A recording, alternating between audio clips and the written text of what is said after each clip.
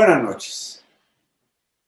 El Instituto Nacional Electoral está compuesto por un titipuchal de personas, una de ellas clave en la operación de esta institución autónoma del Estado mexicano, que es, pues, Edmundo Jacobo Molina, repito, el secretario ejecutivo del Instituto Nacional Electoral.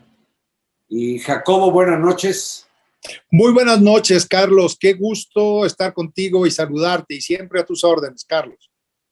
Bueno, Jacobo, mi interés en platicar contigo es a partir de algo que le escuché el domingo por la tarde o noche al dirigente nacional de Morena, Mario Delgado, que dijo: el presidente fue ratificado y el INE quedó revocado. ¿Qué piensas de esto?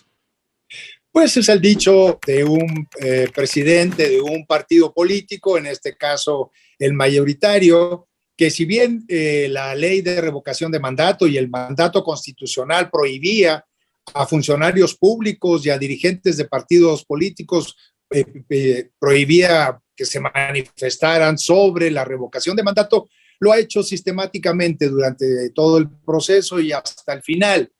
La ley es muy clara y el ejercicio del Instituto Nacional también. Nosotros hicimos nuestra tarea para que la ciudadanía se manifestara sobre la revocación de mandato del presidente de la República, y no estaba en juego de ninguna manera ninguna revocación al Instituto Nacional Electoral. Él quiere hacer un juego de palabras. Nosotros lo que tenemos que hacer es lo que ya hicimos y seguiremos haciendo en estos días y las siguientes elecciones, Carlos, es decir, cumplir con el mandato constitucional de facilitar que la ciudadanía se manifieste en las elecciones para elegir a sus gobernantes, a sus representantes, y en este caso para preguntarle sobre la continuidad o no del mandato constitucional. Respeto al señor Mario Delgado, pero quisiéramos que de la misma manera reconociera el buen ejercicio del instituto, y el resultado es el que pone la ciudadanía, y la ciudadanía habló ayer y lo dijo en las urnas. Creo que vale la pena que expliques por qué no son unos cuantos mexicanos los que organizan las elecciones, porque tengo entendido que en la jornada de ayer participaron centenares de miles de ciudadanos. ¿Cómo es esto? En el caso de la revocación de mandato es como la organización de cualquier otro proceso electoral. Se requiere, como se hizo, que hubiera una insaculación. Es decir, nosotros tuvimos que ir a visitar más de 7 millones de hogares para buscar a los 168,918 ciudadanas y ciudadanos que fungieron el día de ayer como funcionarios de mesas directivas de casilla.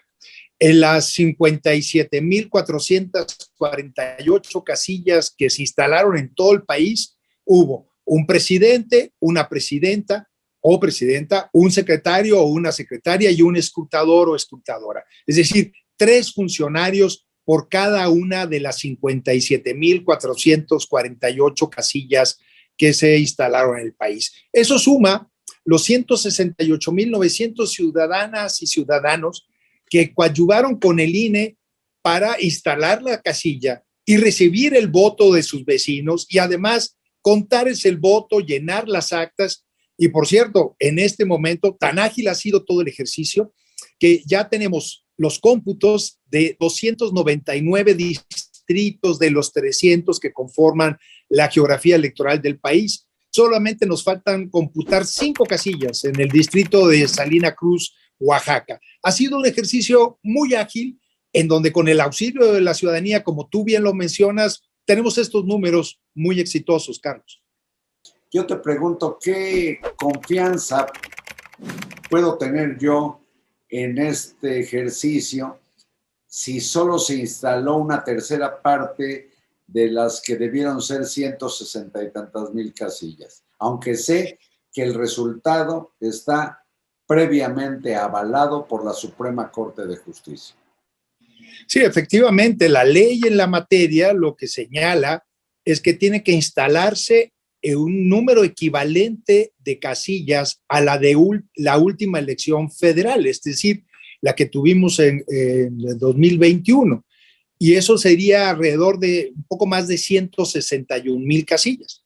Sin embargo, instalamos las 57,488 que te menciono, porque son los recursos que nos dio la Cámara de Diputados para hacer este ejercicio. Es más, nos dio solamente 864 millones de pesos. El resto, para llegar a los 1,600 que va a costar este ejercicio, lo puso el Instituto Nacional Electoral del presupuesto que nos dio la Cámara de Diputados para otros proyectos. Algunos de ellos tuvimos que o cancelar o reducir su alcance, y además el Consejo General nos puso una meta de ahorro para lograr de aquí a diciembre de 416 millones de pesos. Es decir, lo que hicimos es un gran esfuerzo con los pocos recursos con los que contábamos. Por eso, como tú bien mencionas, fuimos a la Corte para decirle hoy a la Suprema Corte de Justicia de la Nación, la ley nos mandata esto, pero la Cámara de Diputados no nos dio los recursos suficientes.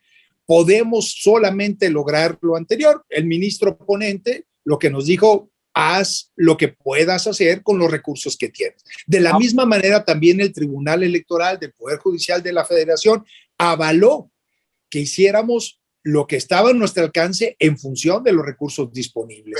Pero entonces, discúlpame, te planteo dos cosas. Una, si dada la magra asistencia de aproximadamente el 15% del padrón electoral, poco más del 15% a las urnas, ¿no son 1,600 millones de pesos tirados a la basura? Esa es una.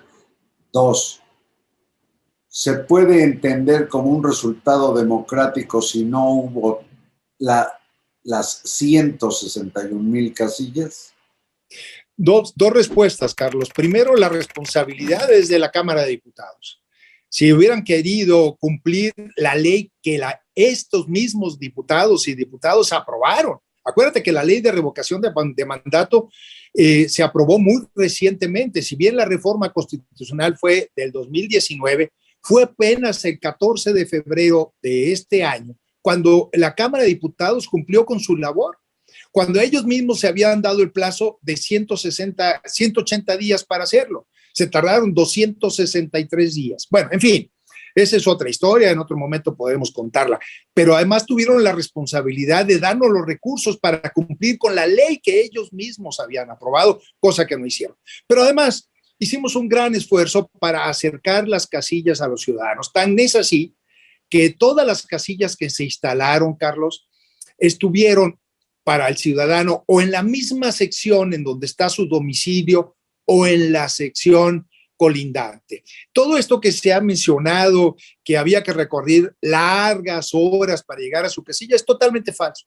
Más del 80% de la población vivimos en zonas urbanas. Esto quiere decir que la población está concentrada de manera tal que el INE hizo un acopio de su geografía electoral con datos nuestros del INEGI para acercarle la casilla lo más posible al ciudadano.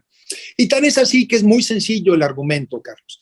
Si hubiera sido otro el resultado, hubiéramos tenido nula votación en casillas en donde se supone que la casilla quedaba muy lejos del ciudadano. Y qué curioso, los datos que apenas estamos revisando, en zonas rurales donde esto podría pasar, es en donde tenemos la mayor participación de la revocación de mandato. Entonces se cae por todos sus lados este argumento que la casilla estaba lejos. No hay pretexto, pero yo me pregunto y te pregunto a ti si no estamos viviendo una democracia al 33.33%, porque no sé no recuerdo cuántas casillas se instalaron para otro ejercicio inútil, que fue aquel de la consulta sobre lo que el gobierno le llamó sobre los expresidentes, pero que la Corte resolvió que fuera para otra cosa que nadie. ¿Cuántas casillas fueron entonces? ¿Cuántas casillas fueron ahora? Sí, en aquel momento instalamos 57,177. Es decir, ahora instalamos un poco más que las de la consulta popular. En aquel momento la participación ciudadana fue del 7,11. Ahora tuvimos una participación ciudadana de arriba del 17%. Subió un poco la participación, pero fue más o menos el mismo número de casillas. Pudimos instalar ahora 300 casillas más con los recursos disponibles. ¿Y se puede afirmar que sí refleja este ejercicio la voluntad de la ciudadanía mexicana? Yo diría que sí, Carlos, porque en este caso... No hubo pretexto para no ir a votar, punto. Exactamente. O sea, es un derecho del ciudadano. No fue porque quien no acudió fue porque no quiso. Exactamente. Y es muy su derecho y tendrá muchas razones, desde la razón de que no podía, no quería, estaba en traslado, o bien la razón de que no le parecía que, y es una posición política respetable, que era un ejercicio válido desde su punto de vista. Yo creo que todo esto habrá que reflexionarlo con mucho cuidado antes de emitir opiniones a la ligera. Creo que en este caso la no participación también es una manifestación política, Carlos. Te pregunto finalmente por la propuesta de reforma política que viene, en que el partido en el poder se propone fumigar al INE. Cambiarlo totalmente y que la elección de los consejeros sea voto popular. Esta iniciativa debe pasar por una reforma constitucional que obligue a que voten 2/3 partes del Congreso o no.